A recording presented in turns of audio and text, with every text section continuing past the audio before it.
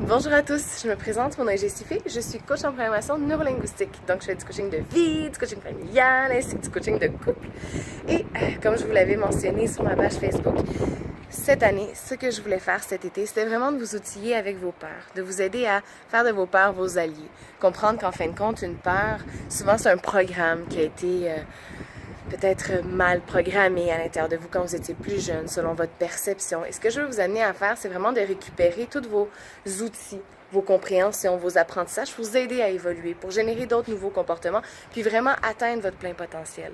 Donc aujourd'hui, la peur que j'avais envie de parler avec vous, c'est la peur d'être impuissant, la peur d'être vulnérable, la peur de s'exprimer. Donc c'est sûr que je vais faire plus, je vais m'axer sur la peur de l'impuissance et la peur d'être vulnérable. Par contre, c'est sûr qu'il y a des peurs qui sont reliées à cette peur-là en tant que telle. Donc, par la suite, je vous parlerai des sous-peurs dans d'autres vidéos. Mais pour l'instant, aujourd'hui, je vais vraiment me concentrer sur la peur de ne pas être, d'être impuissant en fin de compte. Donc, généralement, je pourrais vous raconter que plusieurs de mes clients qui ont eu la peur de ne pas, d'être impuissant dans le fond ou d'être vulnérable, c'est souvent découlé d'une problématique quand ils étaient plus jeunes, un conflit à laquelle ils ont soit pas été entendus ou ils ont vu des parents qui n'arrivaient pas à s'exprimer dans des moments d'impuissance.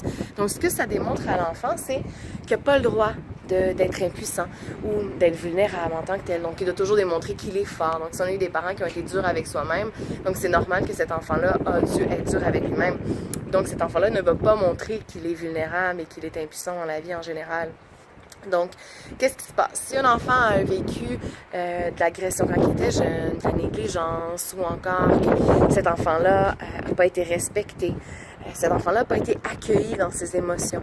Donc, ça devient difficile pour l'enfant d'après, par la suite, de parler de ses vraies émotions, de parler de son impuissance, de sa vulnérabilité, ou de le démontrer en tant que tel, parce que ou encore, si cette personne-là en tant que telle, dans un environnement où les gens abusaient de ses faiblesses, abusaient de ses moments de non-ressources.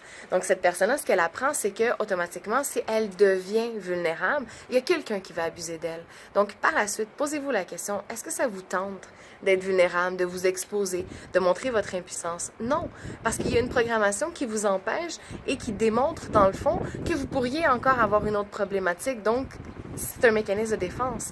Alors, ce que je vous invite à faire, pour vraiment déprogrammer ça à l'intérieur de vous, cette impuissance-là, la peur d'être impuissant.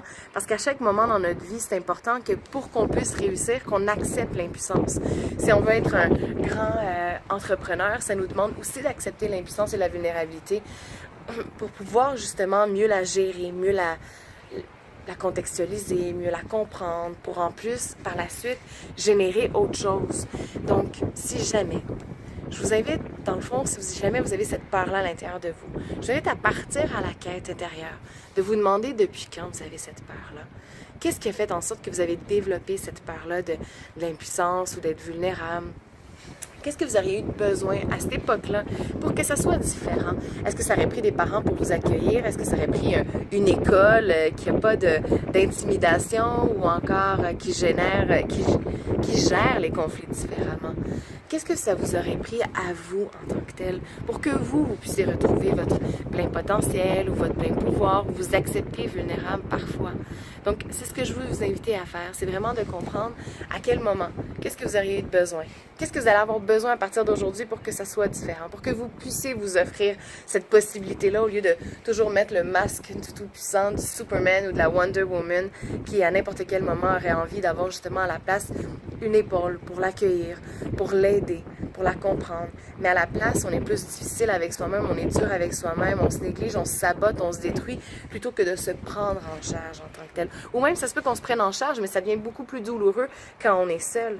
Donc, ce que je vous invite à faire, comme je vous le dis, c'est toujours bien de contextualiser d'où ça vient, à quel moment vous avez commencé. Parce que si vous voulez lever l'ancre, comme je le dis, parce que généralement, une programmation, ça vient d'un ancrage, ça vient d'un endroit où on a vécu un traumatisme ou une situation qui était négligente, difficile.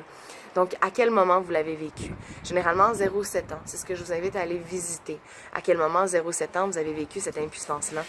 Puis, comment vous auriez eu... Qu'est-ce que vous auriez eu besoin comme outil ou comme parent pour être capable de contrer à travers ou de passer à travers cette impuissance-là pour retrouver votre force? Parce que, comme je le dis souvent, on n'est pas outillé malheureusement à tomber.